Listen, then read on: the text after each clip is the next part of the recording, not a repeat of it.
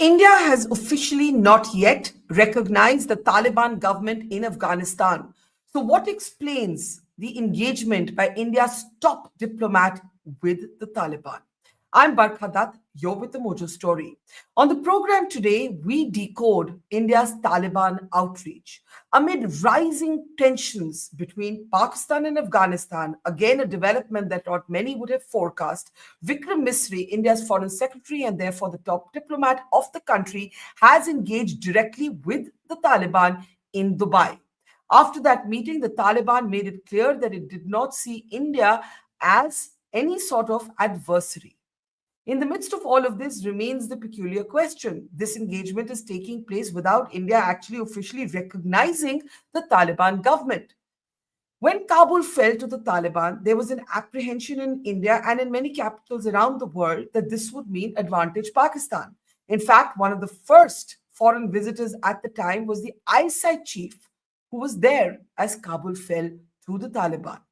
But now there is increasing friction between Pakistan and Afghanistan, and the Pakistan Prime Minister is talking about quote unquote crushing the Taliban.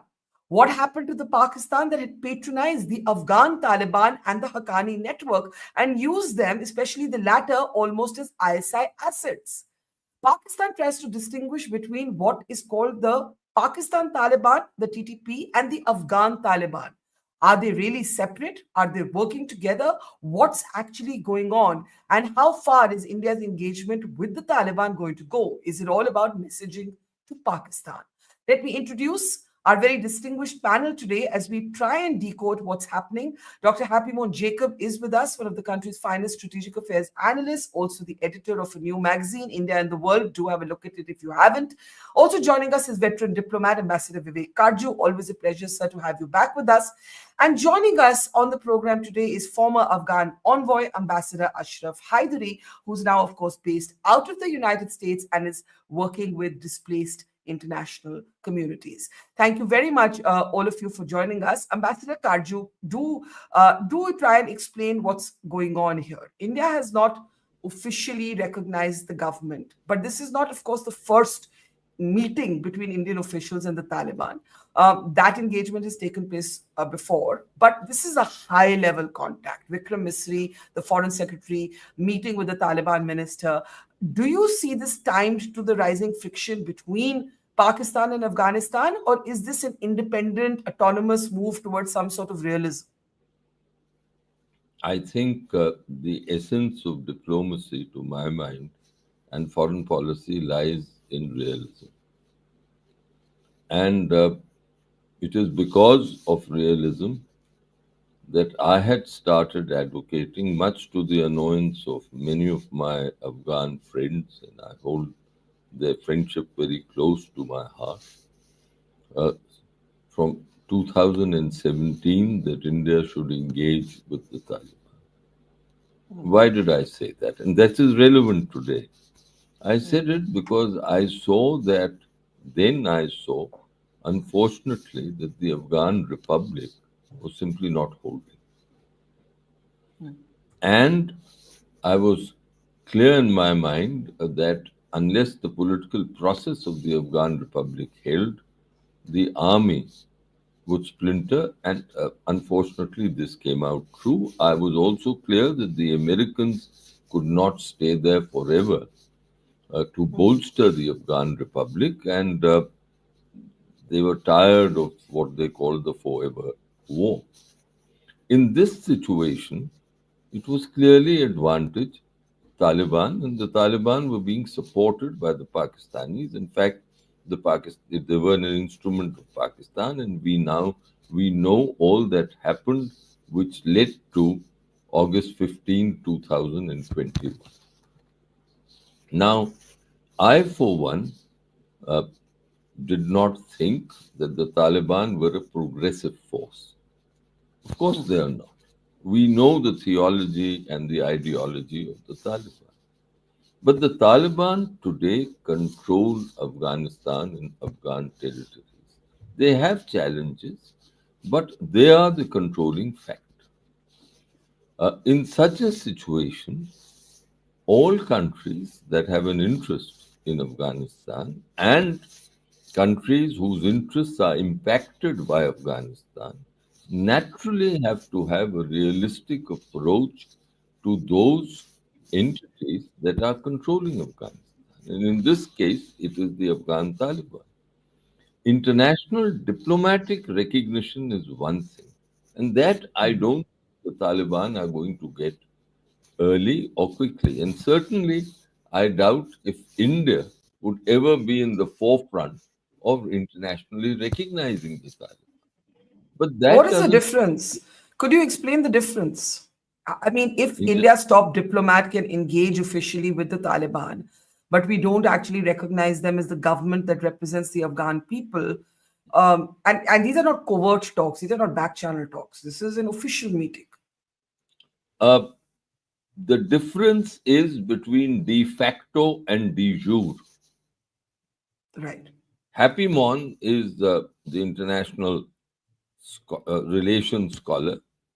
But in my world of diplomacy, there is a de facto situation which you recognize, and there Yeah. is a de jure situation. So you give de jure legitimacy, but if there is a de facto situation, that means someone is controlling a territory, you've got to do business with that person. If supposing India wants to extend assistance to the Afghan people as it should, because the Afghan people are suffering, then it can't do so without the the cooperation, or at least the acceptance of the de facto controlling authority of Afghanistan, and in this case, it happens to be the Taliban. Now, you ask me uh, whether this is all being the present approaches are because of Pakistan. Two Yeah. points I will tell you. One, I believe that right from the beginning, our approach should have been uh, not to pull out the embassy. I was persuaded to that we did the right thing because I was apprehensive that the Pakistanis would play games and that the Pakistanis' action at that time would constitute a real danger to our people, and therefore they had to be pulled out. Once the Afghan Taliban had established it, then they indicated that, look, your security will be assured. The Pakistanis won't be allowed to play games. So we sent this technical team, which has been there. And we are not the only Yeah. one. There are a whole lot of Gulf countries. There's China. China sent replaced its own ambassador. There's Russia. There are others. So, uh, so that's one aspect. Second Yeah. is Pakistan. Of course, we've got to see what the Pakistanis are doing. And I think the Pakistani record in Afghanistan is one of mucking up a situation. The Afghans are an independent people. You help the Afghans, but you can't try to dictate to them how the internal situation should resolve itself. Yeah, Now, but at the same time, Ambassador Katju, I just want to welcome also Ambassador Sinha to the program. At the same time, did you ever think when Kabul fell to the Taliban that you would be seeing a situation where the Pakistani Air Force would be basically bombing inside Afghanistan? I mean, we've come a long way from the ISI chief being the first person to be in Kabul as it fell to the Taliban. my worry at that stage was that there will be an interregnum before the Taliban and Pindi fell out. And I say Right. this on the basis of historical experience. The Afghan government did not recognize, or rather, they opposed the entry of Pakistan to the UN. There's a matter of record. The Durand line, which is the border, has never been settled. There has never been sort of uh, stable relations between anyone in Kabul and in Pindi, Islamabad. Yeah. So, in course, and if you go back even to the 1990s when the Taliban were in authority, we now know that the management for the Pakistanis, the management of the relations with Mullah Omar and his people was extremely difficult. Now, so therefore, I was not in the long term. I was not worried that the Taliban and the Pakistanis would all be continuing perpetual honeymoon. But I was concerned with a period of 18 months to 2 years when I thought that things can be bad. And my last point is this: when I said the Pakistanis have an instinct for mucking it, they expect gratitude.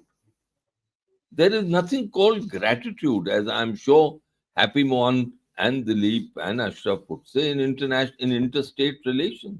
Interstate relations are governed purely by interest. Yeah. And I think that's, there is yeah, a last that's, point. Last point. In 1989, the Pakistanis, when the Soviets were withdrawing, the Pakistanis mucked it up with the Afghans. In 1992, for the life of me, I don't understand when the Mujahideen were determining their government, why did Nawaz Sharif land up in Kabul? As if he was the big lord, deciding things for the Afghans. That really embittered them. We know it. yeah. I asked, and Let's you'll hope. find this interesting, I asked a former ISI chief, I said, भाई ये तुमने क्या किया? उनको क्यों जाने दिया? तो वो कहता है यार मुझसे his exact words were, विवेक यार क्या करें, मियां साहब माने नहीं. But then in 2001 you had an ISI chief who was grinning and flashing in Serena Hotel. All Yeah. will be well, as if now that began the process. I believe you see this man here who's in deep trouble, who's under court martial or whatever. He's the chap who began the mucking up because the Afghans didn't like it. I think the Taliban didn't like it. Yeah. Now, as far as last point is, as far as the internal affairs of Afghanistan are concerned, we've never intervened in them. And I don't think we should. Okay, let's open this up. Before I get Dr. Happymon and Ambassador Sinha, I'm sure Ambassador Haidari, as a former envoy, you have heard this patiently and you recognize, as someone who's been a diplomat, that there has to be pragmatism at the heart of diplomacy and a country will be governed by her own interests. How do you see the Indian engagement with the Taliban? And as Ambassador Katju said, what else is India to do if India is concerned about the well-being of the Afghan people, about Afghan women? It's not going to achieve anything by not engaging. Well, first of all, I'm not here to speak on behalf of the Islamic Republic. That government collapsed and it's gone. It's a failure of everyone, foremost of our neighbors, including India, and of course the rest of the international community. Why is it a failure of India? Now I will explain. Yeah. Let me just get to your question.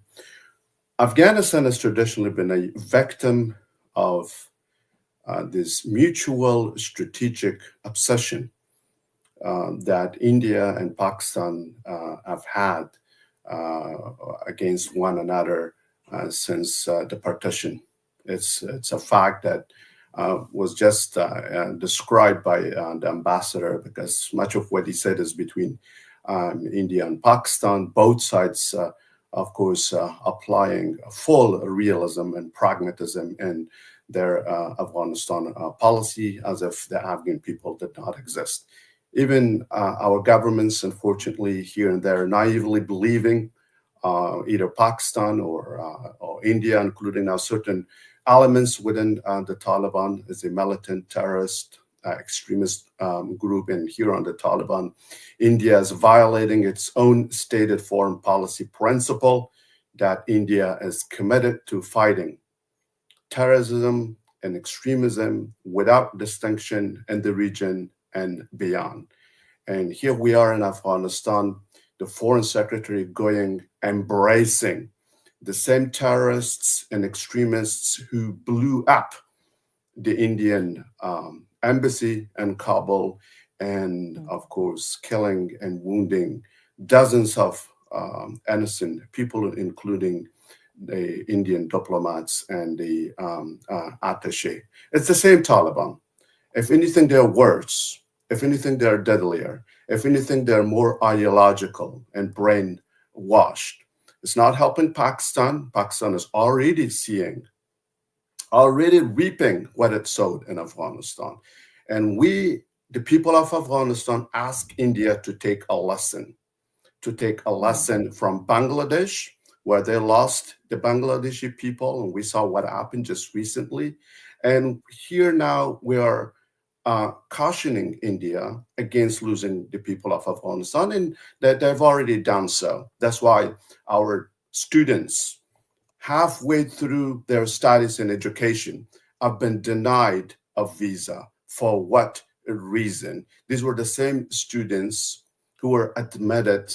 They spent, part of their life to get degrees, to go back and help Afghanistan stand on their own, to help facilitate some of India's core foreign policy interests, including, look east or connect with Central Asia, of course, institutionalized democracy, human rights, and all of that. And India shouldn't step on its values. Realism is not just about, engaging with terrorists and extremists.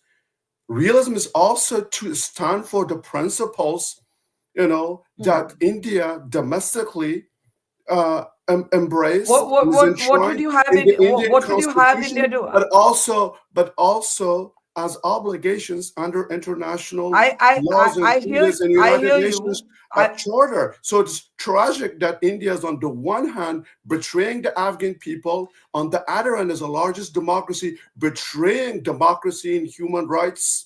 Right, and as well as what would you have India do? Policy, Ambassador Haidari, a statement where India should fight terrorism and extremism without distinction. And the Afghan what would that translate to? All of it, and the Afghan people I have a question. Feel betrayed. That's why you don't see anything positive coming from the Afghan people who used to favor India among the best in the region and the world. That's not there now, unfortunately. I hear your emotion and I respect your point of view. It's not about emotion, it's about facts. It's about facts. Can I ask a question? Before I go to Ambassador Sinha and Dr. Happymon Jacob, what would you have India do in this situation? It is not an easy set of choices for India as well. I'm sure you recognize that. What would you have India do? Minimum engagement, just pragmatically for certain issues of core national security interests. I understand that. I've issued some of those issues. I know what India's interests are, but not to the extent where a foreign secretary goes, gives the Taliban that legitimacy, that attention that they're desperately trying to get simply because India wants to get back at Pakistan. And let's remember, Pakistan just bombed the Afghan people. Pakistan did not bomb the Taliban. Pakistan could have gone actually assassinated, take down some of the leaders who are still in the pockets of Pakistan. Pakistan, make no mistake, is still wielding overwhelming influence over the Taliban. And look, the Taliban's response, they just sent this caravan of NATO leftover vehicles, all of which were parked along the Doran line in eastern Afghanistan, and they took certainly no action with some, firings here and there. Yeah. Okay. Ambassador Sinha, I actually understand how Ambassador Haidari feels at this point, but I equally appreciate Ambassador Katju's point that a country will have to be driven by what secures its national interests at a point in time. Do you believe that it secures India's national interests for India's top diplomat to be engaging with the Taliban? Or do you see merit in the argument made just now that it's a risk-laden path? It could alienate large sections of the Afghan people, and it's a kind of betrayal of our own principles, given that our own people, our own officials came under attack from the people we're now engaging with? Look, it's not just a difficult situation, it's an impossible situation. We don't know what the people of Afghanistan want. We had a situation earlier when there was a government that was there for two decades, and there were terrorist attacks all over the place. Pakistan's ISI was active over there. There were attacks on the Indian embassy. Now you have the Taliban in power there. And the Taliban took over power fairly peacefully, and there was actually no resistance from the government at that time. The president just took an aircraft and fled from there. And now you have a resistance movement based in Tajikistan, which is trying to do something. I don't really believe many of our strategic experts who say that we have strategic interest there. We don't have any strategic interest over there. We can protect ourselves against both Pakistan and Afghanistan, even if they are the best of friends. We are strong enough to do that. Unfortunately for Pakistan, Pakistan has always been talking about its security threat from India, but Pakistan's main security threat comes from Afghanistan. Its longest disputed border is not with India, it is with Afghanistan, and it has been disputed all through its history. So that is an inbuilt problem that Pakistan has with Afghanistan. But when you say, Ambassador Sinha, that we do not have, according to you, interests in Afghanistan that need a dramatic shift in policy, do you disagree with the engagement? No, I don't disagree with the engagement. We need to engage with the Taliban government primarily for the aid, that the humanitarian assistance that we are giving to the people of Afghanistan. Our friendship is with the people of Afghanistan. When we were there for those 2 decades, when Afghanistan at one time became the largest recipient of our aid, we helped the people of Afghanistan, whether it was to the hospitals, the kind of respect that our people got, our doctors, our engineers got because of the assistance they gave, that was the people of Afghanistan, and all this assistance was meant for the people. And that is what we are trying to do even now. Now, there was this meeting that took place, and meetings will have to take place because the Taliban also would like to hold meetings. And the meeting took place. The meeting did not take place in Qatar. It took place in Dubai, which is, I think, far more neutral as a place than Qatar. And it was the foreign secretaries an official level meeting as far as we are concerned. And I think it's the right thing that we did. We met the Taliban people. Now we have to look at our further relations. But our main effort with Afghanistan is to provide them humanitarian, medical, and other assistance to the people of Afghanistan. Now, there is the Taliban in power. Taliban, we have had differences in the past. We probably have differences. We have differences even today. But the fact remains that they are the people of Afghanistan who are being, who are extremely poor, have in great trouble. If we provide humanitarian assistance to them, I don't think that should be grudged by the former regime like Ambassador Haidari. They should appreciate and understand that we are trying to help the Afghan people purely out of our humanitarian desire to help them. Ambassador Haidari, hold on. I need to get in Dr. Happymon. Just hold on for a second, Ambassador. Just give me a second. Okay, you're trying to say something. Let's unmute Ambassador Haidari. Our people know exactly what they want. Our people want, women's rights, human rights. Just like this, brave lady from India sitting, talking to 4 men, questioning us and interviewing us. We want the Afghan woman exactly like the Indian woman, Afghan youth like the Indian youth, because at the end of the day, we're in this shrinking world, globalized, we're right in your neighborhood. You do not want thousands of madrasas brainwashing Afghan youth to be sent on suicide missions to India. And India could just, yes, you're a nuclear power, you're very strong, but your cities, we saw what happened in Mumbai, right? And we know where those extremists and terrorists came. I think you raised a very important... The same madrasas that you are engaging with the graduates of. And they it's a fair question. It's a fair question. Tomorrow. It's a fair question, Ambassador. It's a fair question to say what might the Taliban tomorrow turn around and do against India. We have seen in the past Afghan terrorists in Kashmir, in the Kashmir Valley. But Dr. Happymon, in fact, one of the questions in our audience is engagement with the Taliban is an endless mirage. There's still a bunch of women-hating warlords. What progress can that country achieve with half the population in an open-air prison? Now, I think Ambassador Katju made it very clear in the beginning that this meeting between the Foreign Secretary and the Taliban does not reflect an endorsement of any kind of the Taliban's policies, especially vis-a-vis its women. As I said in the beginning, we don't even officially recognize this government. What do you think? Obviously, there could be a space between Ambassador Katju, who says he's been advocating for this for many years. Ambassador Sinha says we're engaging, but primarily for aid and relief. Is that how you see it? Or do you think it is inevitable that we have to follow also what's happening between Pakistan and Afghanistan? Hang on, Ambassador Haidari, let Happymon speak. Hang on. Happymon, go ahead. I think the the argument that there should be human rights, democracy, and equality of genders in any country is a valid one. And I, as a citizen of the country, as a citizen of the world, I believe that all countries must uphold these ideals. But I think when it comes to a state, the state makes a certain hierarchy of its interests. And when it comes to the interests of the states, for the state, it's national. It owes it to the people of that country to safeguard the national security and interest of that. That's exactly what India is doing now. In that hierarchy of interests, Taliban's ideology is less important to India than its attitude towards India, right? So what matters to Delhi is not what Taliban is as an entity, but what it does to India. So in order to ensure that Taliban is not inimical towards India, I think it is India should reach out to the Taliban and engage with the Taliban. I empathize with the argument that the Afghans are making, that they are dealing with a puritanical Islamist entity, which is not really wonderful for a lot of people in that country, no doubt. But who am I as an Indian, or who is the Indian government to go there and change the regime in that country? It is not our business. What is happening in Afghanistan is the business of the Afghan people. They want to change it, they're welcome to do that.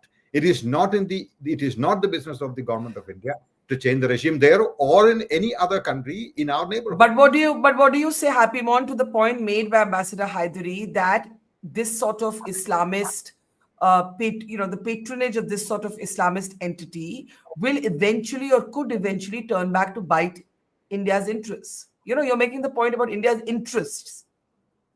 Right.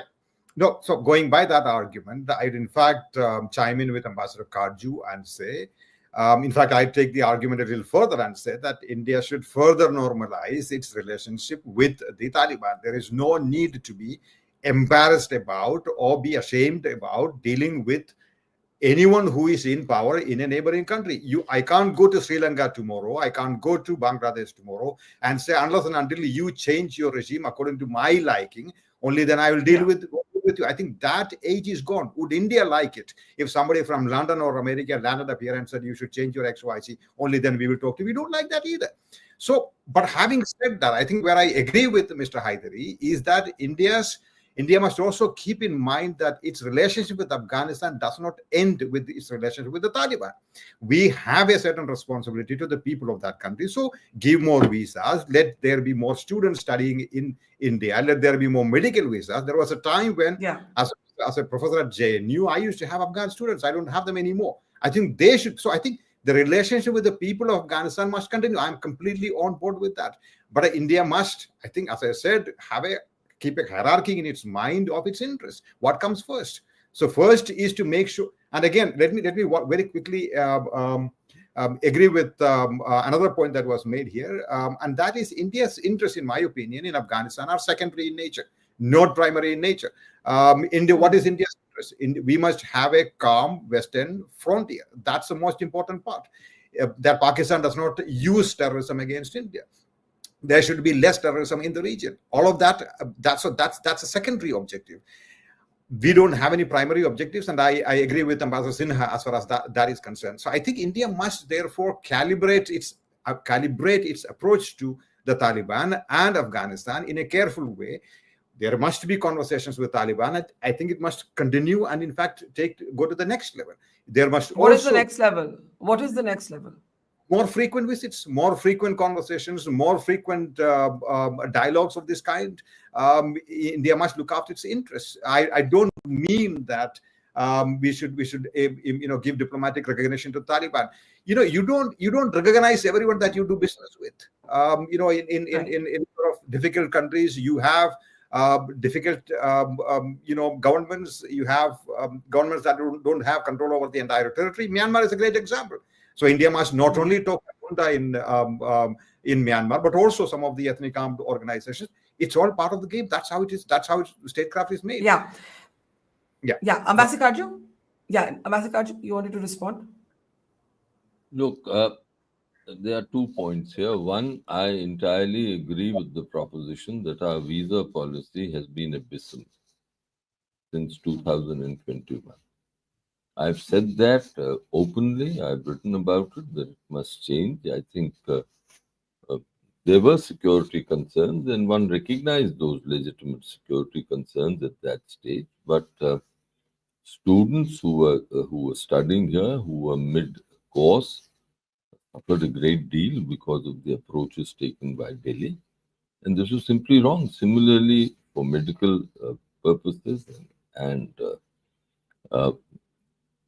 we should have allowed Afghans to come. I mean, I have no doubt in saying this, that we must open up our visa policies and they should Right. never have been closed the manner in which they were done. So on that, I have no reluctance in saying. But there's one other aspect that we've not spoken about, which is important, which is this.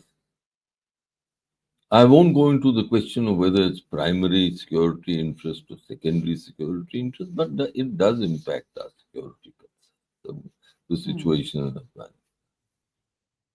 My concern is that we can't allow China to have a free run on Afghanistan. The aim of China is nothing short of integrating Afghanistan and all that is there in the Hindu Kush with their western part. That is not in our interest. I don't believe it is in the interest of the Afghan people also. I think they need a more variety of choice when it comes to economic engagement, which at some stage will have to take place with the rest of the world. But if we do not engage with the Taliban, and I understand Ashraf, who's an old friend, his anguish. I understand that. I mean, I have no reluctance in empathizing with all that he and many of my friends who are very dear friends of mine have gone through. But when it comes to the interests of the Indian state, and Ashraf will grant me that, when it comes to these interests, then one has to step back a little and be a little objective. Yeah. And and my last point, I think it's unfair for any Afghan to blame all the troubles that have taken place in Afghanistan at the door of India and Pakistan. Yeah. And there I will read. After all, the troubles began many commentators say the troubles began in 1978 with the Russian intervention. I, for one, believe they began with the Dawood coup in 1973. When the Afghan structure, of course, there were forces within Afghanistan, and Ashraf knows far more about this than I do, when there were Islamist and communist forces and there was a clash. But there was the overlay of the Afghan monarchical system, and things were taking place under its rubric. But Dawood Khan broke that. And we had no role in that. India had no role. I don't believe Pakistan had a role in that. Did we have a role in the rise of communist forces or Islamist forces in Afghanistan and the conflict between the two? No. So let me get Ashraf to respond to this. We have a difference with Pakistan on this, and we've got to be very careful. Yeah. But for an Afghan friend to say that it is that the Afghans don't have any role to play in whatever has happened in Afghanistan over these 50 years and more, but that it is India and Pakistan who are responsible for it, I think it's a little stretch. Ashraf Haidari, sir, you want to respond? Absolutely, I agree. Of course, on the poor Afghan leadership, on and off, but let's not forget the overwhelming externalities of the last decade of the Cold War, which fought its hot battles in places like Afghanistan. Although, of course, India at the time took the side of the communist-led party of the Afghan government, and Pakistan, of course, played the Mujahideen, serving the West. But it's a reality at the end of the day, and that played out more directly in the 1990s, where Pakistan tried to influence Afghanistan's politics through these factions that they had harbored, during that last decade. And then, of course, before 2021, it was very clear that the matter of problems facing Afghanistan was, Pakistan's harboring of the same terrorists and extremists which India is embracing and shaking hands with today, tragically. Without that problem, the problems of Afghanistan would have been the problems of the bottom billion, would have been the problems of India today. Weak governance, corruption, poverty, all of that across South Asia, and which are the countries of South Asia, those who are still stable, large in case of India, and of course, as sustainable economic growth are addressing. And Afghanistan would have been in the same place, despite, weak leadership, weak governance, and weak state institutions. But the matter of the problems were the Taliban as a proxy serving Pakistan, more or less, of course, against India. That was the matter of the problem. And Okay, so we've been traditionally a victim of this relationship, at least over the last 3 Let's decades. pick up the last point with Ambassador Sinha. We haven't spoken about what is actually shifted between Pakistan and Afghanistan. How do we read that? Is the TTP and the Afghan Taliban really distinct entities? What happened to the Haqqani network that India saw as almost an asset of the ISI? Today, the same network is in government in Afghanistan. What has happened? What is happening? Oh, there's a merry-go-round over there. Pakistan thought that Taliban would be under their control entirely and they would have a proxy government in Kabul. That has not happened. And Pakistan thought that the distinction that they had made and also got the UN to delist the Afghan Taliban, whereas continued to keep the sanctions on TTP, that also did not work out. The TTP have now been given shelter in Afghanistan. And Pakistan is now reaching out to the National Front based in Tajikistan. The DGISI of Pakistan was there in Tajikistan trying to see if they could do some kind of an alliance or some kind of understanding over there to put pressure upon the Taliban. So you have a really cruel merry-go-round going on here between the various forces. There are divisions within Pakistan itself. Pakistan has been trying to win over the loyalty of the Pashtuns inside Pakistan by Islamizing them. Remember, Pakistan had a problem with the NWFP. That was the only part of Pakistan which had a Congress government before partition. And Pakistan has been trying to win over the loyalty of the Pashtuns by Islamizing them. That possibly has not worked out because you still have the problem of Imran Khan over there. That's an internal problem of Pakistan, but it's also linked with the problem of the Taliban and the TTP in Afghanistan. So it's a fairly complex issue. In this whole thing, as Mr. Happymon said, that we have to ensure that whatever regime there is in Kabul is not hostile to us. And if the Taliban have indicated that they do not want to allow the Afghan territory to be used against India, then I think it's a happy sign for us. But our primary interest, as I said, should always be to keep the people of Afghanistan on our side, which is the great gain that we had made. We had lost that out in the case of our support to the Russian invasion of Afghanistan. That has been regained, and that we should not lose that. Yes, there is the threat of China coming in. China will also burn its fingers in Afghanistan, as many other powers have done. But our policy at the moment should be to continue to remain on the right side of the people of Afghanistan. The Taliban government, we have to keep at a certain distance because we don't agree with their policies, but we have to deal with the government that is there in power in Kabul. Dr. Happymon Jacob, let me give you the last word. When Ashraf Haidari Saab says, you may lose the people of Afghanistan as you have in Bangladesh, we didn't really react directly to that. That is another sort of difficult line we're walking because we have also engaged with the Yunus government despite differences. And I think that's the point, that you engage.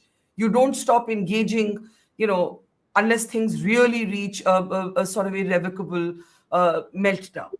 But is there a risk? Is there a risk in the strategy of engaging with the Taliban at the level of the foreign secretary?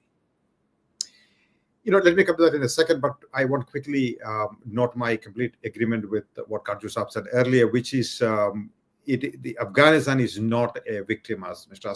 Ashraf pointed out, of the India-Pakistan games, that are taking place in the region. I think that's a complete overstatement. The only time India was part of the Afghan great game was when the British ruled India, not after that. So not since 1947. I think that's a matter of fact. But let me come to the other question that you asked by also referring to the point that Ambassador Sinha made, which is the Taliban turning against Pakistan is the story of Afghan sovereign impulses kicking in. And therein lies the lesson for India. The lesson for India is that don't play with Afghan domestic politics. Don't play with Afghan sovereign impulses. Keep away. I think that's the story for us. That's a takeaway for us. And therefore, one day Taliban might turn against us, and therefore we should not engage with them. Is the exact opposite of what I'm saying. We should engage these guys precisely because there is a potential chance at some point of time that Pakistan might use them against us. But for me, the takeaway is very clear. In an ideal world, I would love a democratic republic in Afghanistan. But in the meantime, I am not going to get into the local business of politics and geopolitics in Afghanistan and tinker with their sovereign claims. That's not my business. Back to you, Barkha. Okay. Before I give Ambassador Katju the last word, I can see Mr. Haidari is very exercised. Last word, very quick comment from you, sir. Afghanistan, against the Afghan people, against the region, against the world, against the very United Nations Charter which India has signed and needs to commit, endorse, implement as opposed to violate. We missed the beginning of what you said. What would you have India do? Sorry? We missed the beginning part of what you were saying. We missed the beginning. We just got the tail end of what you were saying. The beginning, you as a woman, Barkha, you did not bring up gross violation of women's rights. We have gender apartheid in Afghanistan. I did. That's the comment I read out. I agree. Where gender apartheid is institutionalized in is Afghanistan. The only country where extremism and terrorism is institutionalized is in Afghanistan. And it's right in the neighborhood of India, strategically, security-wise, on the short and long term, it's harmful to India's foreign policy and national security interests. We should see the forest, not the trees. Realism doesn't mean that you just are blind to the forest, but just see the trees. But Ambassador Haidari, as a woman, I have not agreed when Saudi Arabia did not allow its women to drive. I have not agreed with the American Supreme Court's decision on abortion. I have not agreed, absolutely not, with what the Taliban is doing to its women. It repulses me. But the Indian state has to rise above all of those philosophical differences, value differences, to look after itself. And unless you can make a case that engaging with the Taliban will hurt India's interests, Mr. Haidari, unless you can make that case. Sorry, are you trying to say something, Mr. Haidari, before I give Ambassador Katju the last what I'm saying is that violations of human rights will ultimately harm India. Gender apartheid in Afghanistan will give Afghanistan a generation of extremists and terrorists that will come and fight in Kashmir. 100%, mark my words, we will see in 5 years to 10 years.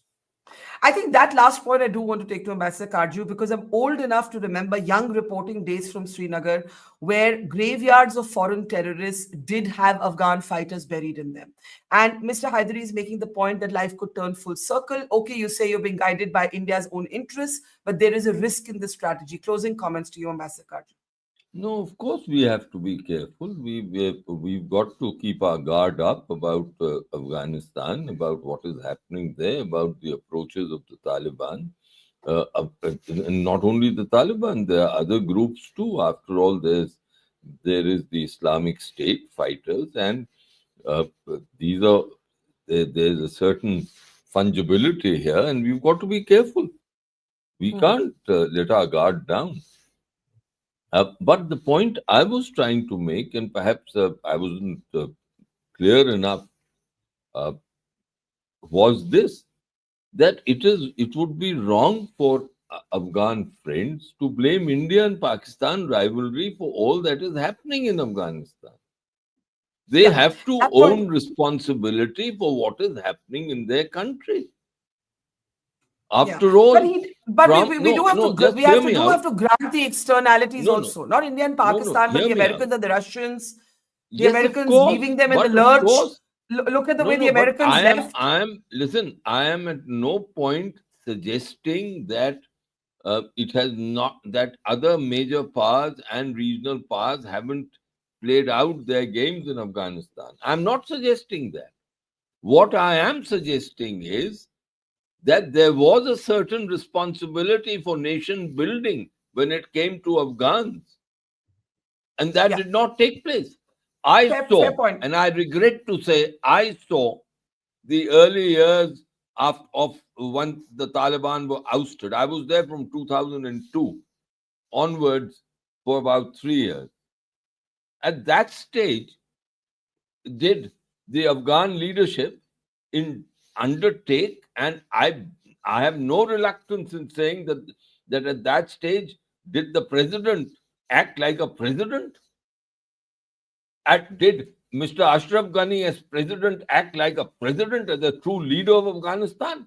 Let me ask Ashraf, how many times did your presidents and your political leaders travel in the Pashtun areas to combat the rise of Taliban ideology?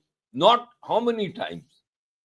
Yeah, So Ashraf Saab, therefore, you to want to blame respond? everything on outsiders and not Yeah. look inwards, I think is a I- stretch. That is all I'm that coming I'm to you, submitting. Ambassador Sinha, and I don't know if Happymon had a point also. Mr. Haidari, very briefly, did the way the president or the former president fled, right? The way he failed his people. I think what Ambassador Katju is saying is that nations collapse when the structures of nation building are not strong enough. And that blame can't be laid at the doors of India and Pakistan, certainly not at the doors of India, that has had no direct participation. But the two Doesn't even share a countries border with Afghanistan. played a role in depriving us But why would of the two countries be opportunities India and Pakistan grow instead of Russia and to America or Pakistan? institutionalize our positive sovereignty. Our neighbors did that to us. Our neighbors are doing it right now. They're right now not defending the people of Afghanistan, not defending the resistance of the Afghan people, not defending the soft resistance of Afghan women on the streets of Kabul, to the streets of Delhi, to the streets of Washington. No one talks about it because you think it's some philosophical, that needs to be ignored and neglected. I'm saying I'm saying as a woman, I feel I'm not saying that. I'm happy to see I'm you, saying I feel Barkha, very strongly sitting with 4 men and questioning all of us, putting all of us. I want the same thing for Afghan women. I agree with want to you. see a South I agree Asia with you where on that. women have equal rights, where all I nations, agree. we go together, move together, prosper together, be secure together. We cannot achieve this through support and embracing extremists and terrorists. Let me say this. 10,000 Let me say madrasas this. brainwashing Afghan youth. Tomorrow they will send them to India to explode all those beautiful malls that India has been building and destroy your Okay, let me come in here. Let me come in here. I hear you. Okay, hang on. Ambassador Sinha, I don't know why I need to say this, but I need to say this because Mr. Haidari thinks I don't feel strongly about what's happening with women in Afghanistan. I do. But I can list 100 other examples from countries around the world where I have really ferocious disagreement with what's happening with reproductive rights in the United States of America. I know it's not comparable to what's happened to women who have been absolutely silenced and invisibilized in Afghanistan. It is disgusting. But unfortunately, I don't think it can define India's state policy. Unfortunately, I wish this was utopia where we could all sort of create an agreed value system for the world and negotiate from there. Ambassador Sinha and then Dr. Happymon, and then we do have to close.